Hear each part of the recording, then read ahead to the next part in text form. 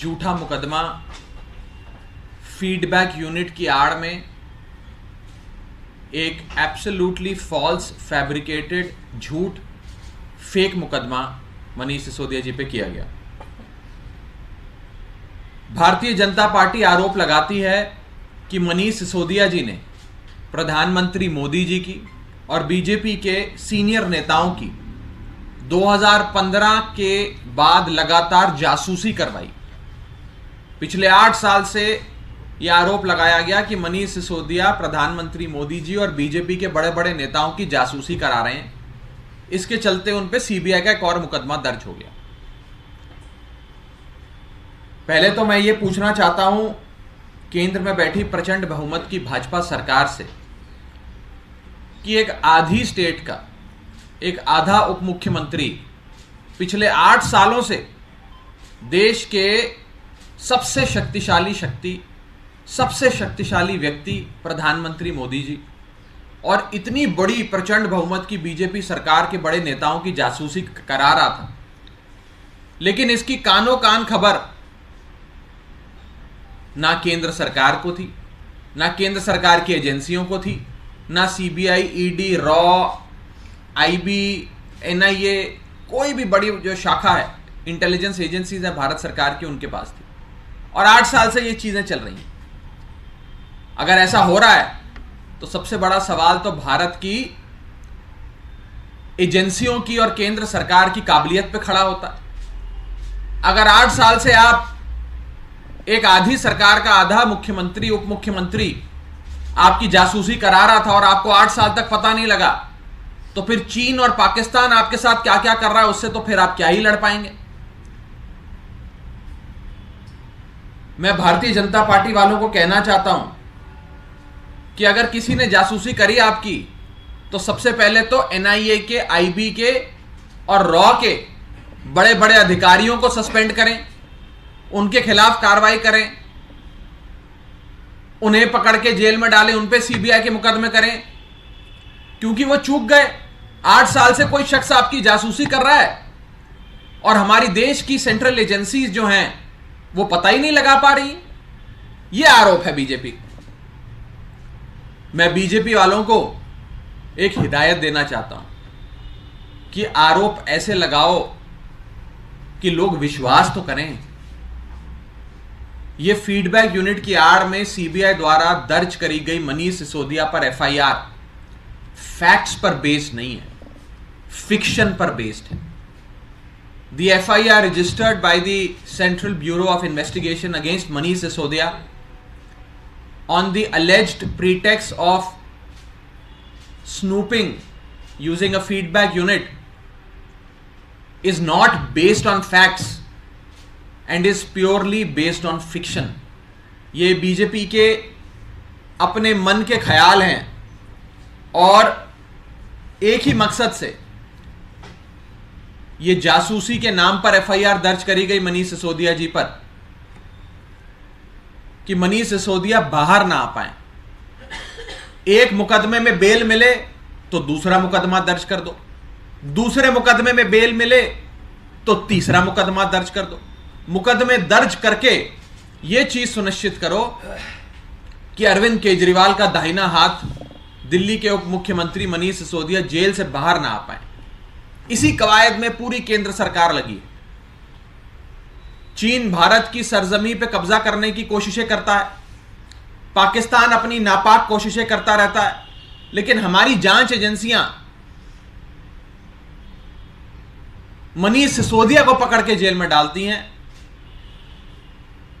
Internal security, चीन, पाकिस्तान, इनसे कैसे लड़ाई लड़नी है, इनसे कैसे निपटना है, उस पर हमारी एजेंसियों का बिल्कुल भी ध्यान नहीं है। मैं भारतीय जनता पार्टी के लोगों को कहना चाहूंगा कि अगर 8 साल तक देश की राजधानी में बैठा कोई शख्स, ना उसके पास पुलिस, ना उसके पास एंटी करप्शन ब्यूरो, ना उसके पास विजिलेंस विभाग, ना उसके पास कोई शाखा, वो फिर भी 8 साल तक प्रधानमंत्री जी की और बीजेपी के बड़े बड़े नेताओं की फीडबैक यूनिट के नाम से जासूसी करा रहा था, तो क्या हमारी देश की एजेंसियां, इंटेलिजेंस एजेंसियां सो रही थी?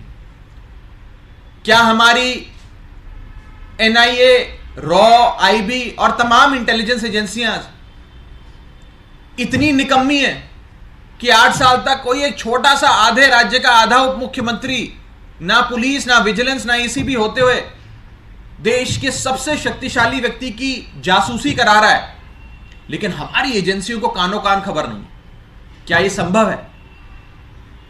अगर संभव है तो भारत की राष्ट्र सुरक्षा पे बहुत बड़ा प्रश्न चिन्ह खड़ा होता है, और अगर संभव नहीं है तो यह भारतीय जनता पार्टी की बौखलाहट दिखाता है कि कोई भी फर्जी मुकदमा मनीष सिसोदिया पे करो ताकि मनीष सिसोदिया जेल से ना निकल पाए। मैंने कल अपनी प्रेस वार्ता में आपको बिंदुवार तरीके से बताया था कि जो कथाकथित शराब पॉलिसी, शराब नीति को लेकर बीजेपी वाले आरोप हम पर लगाते हैं, उस केस में एजेंसियों के पास, ईबीआई, ईडी के पास ना मेरिट्स हैं, ना सबूत हैं, ना गवाह हैं, ना सवाल है मनीष सिसोदिया से पूछने के लिए।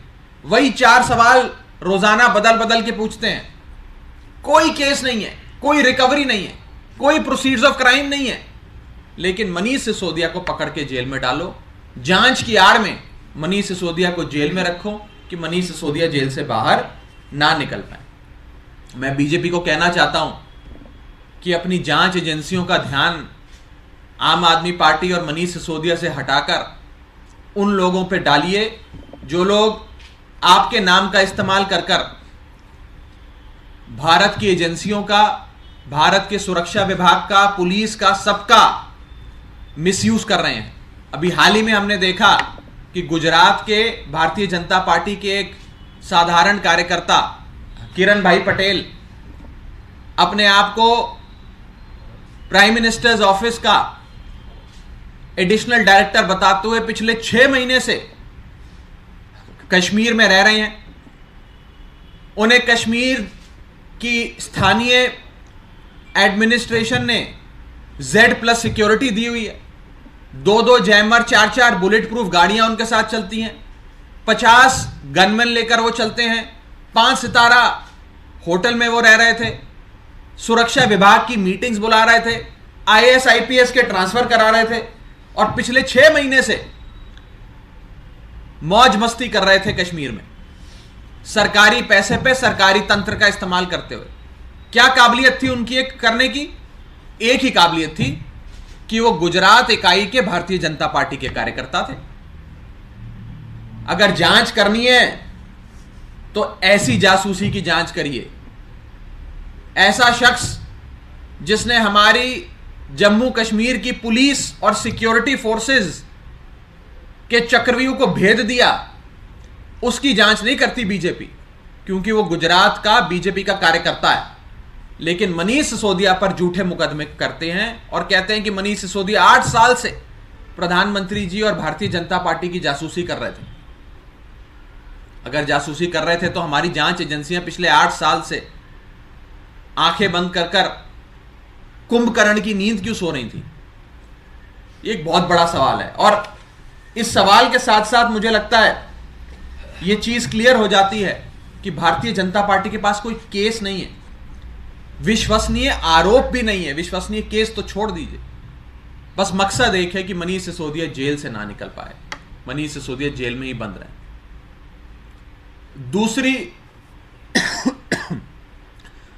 दूसरा महत्वपूर्ण विषय आज की इस प्रेस कॉन्फ्रेंस का, बीजेपी द्वारा दिल्ली विधानसभा में लाया जा रहा नो कॉन्फिडेंस मोशन।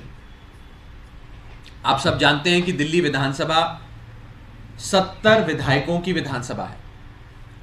किसी भी पार्टी को सरकार बनाने के लिए 70 में से 36 कम से कम चाहिए होते हैं, बहुमत के आंकड़े से एक ज्यादा। जिसके 70 में से 36 विधायक होते हैं उसकी सरकार होती है। आम आदमी पार्टी के 70 में से 62 विधायक हैं, 62, और बीजेपी के मात्र 8 विधायक हैं। यानी कि आम आदमी पार्टी के पास दिल्ली वालों के प्यार और आशीर्वाद के साथ साथ एक प्रचंड बहुमत है दिल्ली विधानसभा में। 70 में से 62 यानी कि लगभग 90% मेजॉरिटी आम आदमी पार्टी के साथ है और सदन की 10% सीटें बीजेपी के पास है। लेकिन उन 8 सीटों की बदौलत भारतीय जनता पार्टी दिल्ली विधानसभा में नो कॉन्फिडेंस मोशन लाकर केजरीवाल सरकार गिराना चाहती। केजरीवाल सरकार को नो कॉन्फिडेंस मोशन लाकर गिराना चाहती। सरकार गिराने के लिए आपको विधायक चाहिए। विधायक अगर बीजेपी की तरफ हो गए तो सरकार गिर जाती है। आपने देखा कि कैसे महाराष्ट्र से लेकर मध्य प्रदेश तक विधायक बीजेपी ने खरीद लिए, विधायकों को बीजेपी ने तोड़ लिया और उस समय की स्थानीय सरकारों को गिरा दिया। आज वैसे ही बीजेपी दिल्ली में केजरीवाल सरकार गिराने की कोशिश कर रही है और यह मेरा सीधा आरोप है कि नो कॉन्फिडेंस मोशन लाकर, नो कॉन्फिडेंस मोशन की आड़ में बीजेपी लगातार आम आदमी पार्टी के विधायकों से संपर्क कर रही है, उन्हें डरा रही है, धमका रही है और 2 ऑप्शन दे रही है। Option number 1, Bharatiya Janata party join कर लो, हमारी पार्टी में शामिल हो जाओ, अरविंद केजरीवाल को छोड़ दो। और अगर पहला ऑप्शन नहीं पसंद तो फिर हम दूसरा ऑप्शन लागू कर देंगे। दूसरा ऑप्शन है ईडी सीबीआई पकड़ के आपको जेल में डाल देगी। तो अगर अपनी स्वतंत्रता, लाइफ एंड लिबर्टी, अपनी आजादी प्यारी है तो बीजेपी में आ जाओ, नहीं तो पकड़ के सीबीआई ईडी आप पर कोई भी मुकदमा दर्ज कर मन गढ़ंत आरोप लगाकर आपको जेल में डाल देगी। ये 2 ऑप्शन हमारे कई विधायकों के सामने बीजेपी रख रही है और साफ तौर पे कह रही है कि अरविंद केजरीवाल का दामन छोड़ो, आम आदमी पार्टी की पीठ में छुरा भोंको और आम आदमी पार्टी को छोड़कर बीजेपी में आओ, ताकि हम इस नो कॉन्फिडेंस मोशन के सहारे अरविंद केजरीवाल की सरकार गिरा दें दिल्ली में। ये भारतीय जनता पार्टी की नापाक कोशिशें दिल्ली में चल रही हैं। ये लोकतंत्र से खिलवाड़ बीजेपी का देश की राजधानी में चल रहा। दिल्ली वालों ने लगातार बीजेपी को नकारा है। पिछले 25 सालों से दिल्ली में दिल्ली सरकार बनाने के लिए जितने चुनाव हुए, सारे चुनाव बीजेपी हारी। 25 सालों से बीजेपी दिल्ली की सत्ता से बाहर है। 2013 में जब आम आदमी पार्टी ने पहला चुनाव दिल्ली का लड़ा, बीजेपी हारी। 2015 में जब आम आदमी पार्टी ने दूसरा चुनाव दिल्ली में लड़ा, बीजेपी हारी। जब 2020 में आम आदमी पार्टी ने तीसरा चुनाव दिल्ली में लड़ा, बीजेपी हारी। आज बीजेपी हार हार कर भी सबक नहीं ले पाई। अब चोर दरवाजे से जोड़ तोड़ कर खरीद फरोख्त कर और केंद्रीय जांच एजेंसियों का, सीबीआई और ईडी का दुरुपयोग कर हमारी सरकार तोड़ने की कोशिश कर रही है। हमारे विधायकों को बुलाकर बीजेपी के नेता कहते हैं कि अगर हम मनीष सिसोदिया का यह हाल कर सकते हैं तो तुम तो साधारण विधायक हो, तुम्हारा तो कितना बुरा हम हाल कर सकते हैं तुम सोच भी नहीं सकते। हमारे एमएलएस को साफ तौर पे कहा जा रहा है, ब्लैकमेल किया जा रहा है, डराया जा रहा है, धमकाया जा रहा है कि या तो बीजेपी में शामिल हो जाओ या ईडी सीबीआई तुम्हारे पीछे लगा देंगे, पकड़ के जेल में बंद कर देंगे, फिर बेल भी नहीं होगी। सीधी धमकी हमारे लोगों को दी जा रही है। और मैं इस सरकार बनाने का दावा करने वाली बीजेपी को, दिल्ली में 70 में से मात्र 8 विधायक होने के बावजूद भी सरकार बनाने का दावा करने वाली भारतीय जनता पार्टी को कहना चाहता हूं कि आम आदमी पार्टी के लोग उस मिट्टी के नहीं बने जो दगा दे दें दिल्ली के लोगों को या अपनी पार्टी को। आपने कई बार कोशिशें करी हमारे विधायक खरीदने की, 2013 में भी करी, 2015 में भी करी, 2019-20 में भी करी, 2022 में भी करी, लेकिन आप हमारे एक विधायक को नहीं तोड़ पाए। एक विधायक को। आम आदमी पार्टी कांग्रेस पार्टी नहीं है जिसके विधायक डर के या प्रलोभन के चलते अपनी पार्टी छोड़कर बीजेपी में शामिल हो जाए। यह आम आदमी पार्टी आंदोलन की कोख से जन्मी पार्टी है। हम उस मिट्टी के नहीं बने कि हम अपनी पार्टी छोड़कर बीजेपी के पास चले जाएं और दिल्ली वालों से दगा कर लें। मेरा बीजेपी को यही सुझाव रहेगा कि ये नापाक कोशिशें बंद करिए। जनता के दिए गए फैसले का, चुनावों में जब जनता अपना मतदान देती है, उस फैसले का अपमान मत करिए, उसकी कद्र करिए और जनता के फैसले को स्वीकार करना सीखिए। बहुत बहुत शुक्रिया। राघव, ये मोशन आएगा कैसे? बीजेपी कैसे लेके आएगी सत्ता में? तो आप लोग, बीजेपी ने बकायदा प्रेस कॉन्फ्रेंस कर घोषणा करी है कि वो नो कॉन्फिडेंस मोशन लाएंगे। नो कॉन्फिडेंस मोशन सदन के भीतर जो भी लेजिस्लेटिव ग्रुप होता है किसी भी पार्टी से संबंधित, वो स्पीकर को एक लिखित में चिट्ठी लिखकर नो कॉन्फिडेंस मोशन ला सकता है। पर मैं ये पूछना चाहता हूं कि जिस पार्टी के पास 70 में से मात्र 8 विधायक हैं, वो नो कॉन्फिडेंस मोशन क्यों लाएगी? नो कॉन्फिडेंस मोशन का तो अंत क्या होगा, उसका क्या रिजल्ट आएगा, ये तो पहले ही पता है उनको। लेकिन वो फिर भी पूरे कॉन्फिडेंस के साथ नो कॉन्फिडेंस मोशन इसलिए ला रहे हैं क्योंकि वो खरीद फिरोत में लग गए हैं, एजेंसियों का सहारे से लग गए हैं, हमारे विधायकों को डराने धमकाने पे लग गए हैं। ये सच्चाई है। आज आपके कितने विधायकों को संपर्क किया गया है? कुछ विधायकों, हमारे बहुत सारे विधायकों को बीजेपी के कई नेता संपर्क कर रहे हैं, खुली धमकी दे रहे हैं।